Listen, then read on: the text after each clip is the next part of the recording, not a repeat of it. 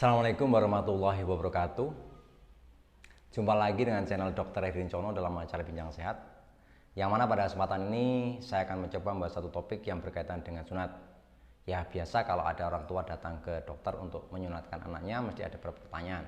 Pada kesempatan ini saya akan mencoba membahas 5 pertanyaan yang sering diajukan oleh orang tua ketika mereka mengunjungi seorang dokter atau petugas kesehatan ketika akan menyunatkan anaknya, atau istilahnya sirkumsisi atau khitan. Pertanyaan itu yang pertama yang paling sering itu, apakah sunat itu sakit, atau adakah sunat yang memungkinkan anaknya tidak sakit, atau mereka meminta sunat yang paling baik yang tidak sakit. Yang kedua, mereka juga menanyakan lebih baik mana, sunat konvensional yaitu sunat dengan dipotong dengan gunting, dengan sunat menggunakan laser. Kebetulan saya kalau melakukan sirkumsisi atau sunat itu dengan teknik laser atau cutter elektrik. Kemudian ketiga, berapa lama sunat itu dilakukan, yaitu proses sunat. Jadi mereka minta sunat itu lebih cepat. Jadi mereka minta berapa lama sunat itu bisa dikerjakan. Kemudian yang keempat, mereka juga menanyakan berapa lama proses penyembuhan sunat itu. Dan setelah mereka melakukan proses semua ini, ketika mereka memberikan obat, mereka menanyakan apakah ada pantangan yang harus dihindari atau makan apa yang harus dihindari ketika anaknya di rumah dalam proses penyembuhan, dengan harapan sunat itu lebih cepat sembuh. Oke, sebelum menjawab pertanyaan ini, untuk sahabat sehat yang belum subscribe, pencet dulu tombolnya. Yang pertama, berkaitan dengan pertanyaan apakah sunat itu sakit dan mereka minta sunat yang tidak sakit. Pada prinsipnya sunat itu tidak sakit.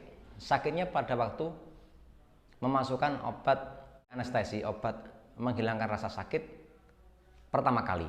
Jadi ketika anak itu ditidurkan kemudian kita suntikan anestesi, itu terasa sakit.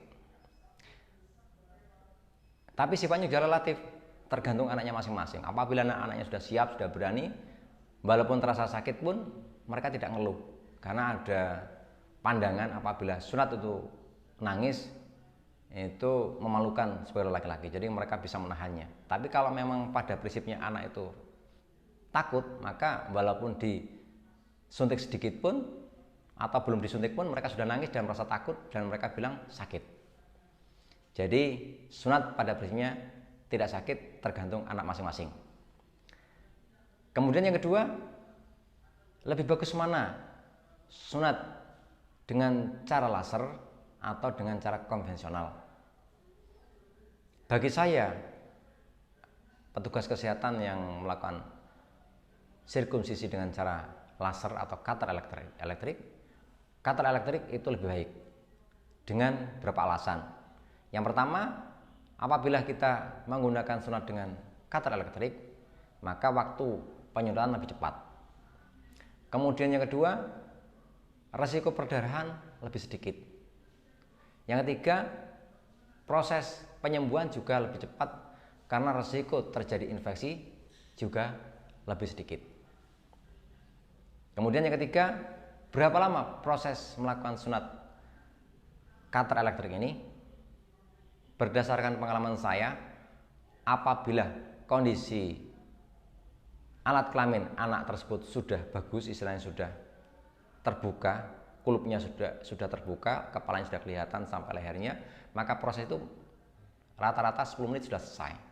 Tapi apabila kondisi burungnya belum terbuka, istilahnya masih tertutup oleh kulup, kepalanya masih tertutup oleh kulupnya tadi, preposisi masih menutup kepala, maka proses sunat juga lebih lama karena harus membuka kepala ini dulu. Dan biasanya menunggu anestesi lebih lama, ya rata-rata butuh waktu 20 menitan, ya paling lama setengah jam. Kemudian yang keempat, berapa lama proses penyembuhan sunat tersebut? Pada prinsipnya sunat ini penyembuhan tergantung kondisi burung anak tersebut. Apabila kepala burung itu atau kepala penis tadi sudah terbuka, tidak tertutup oleh kulup, istilahnya sudah terbuka bagus, maka proses penyembuhan rata-rata 5 hari sampai seminggu itu sudah kering. Tapi apabila kulupnya belum terbuka, maka proses penyembuhan rata-rata 7 sampai 10 hari. Ini berkaitan dengan kondisi burung tadi. Kenapa? Karena apabila preposiumnya itu belum terbuka, istilahnya kepalanya masih tertutup preposium, maka ketika preposium dibuka, maka akan menimbulkan luka di kepalanya, luka babras. Luka babras ini yang menyebabkan penyembuhan lebih lambat.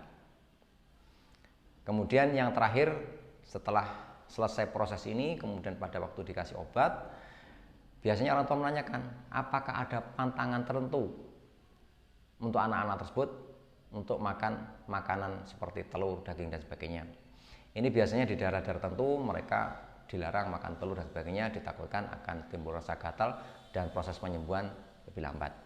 Pada prinsipnya, berdasarkan medis, semua makanan itu boleh, bahkan ikan, telur, daging itu dianjurkan, ikan-ikan kutuk yang banyak proteinnya juga bagus, asalkan tidak ada riwayat alergi.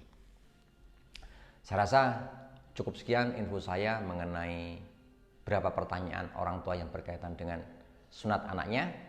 Semoga bermanfaat. Assalamualaikum warahmatullahi wabarakatuh.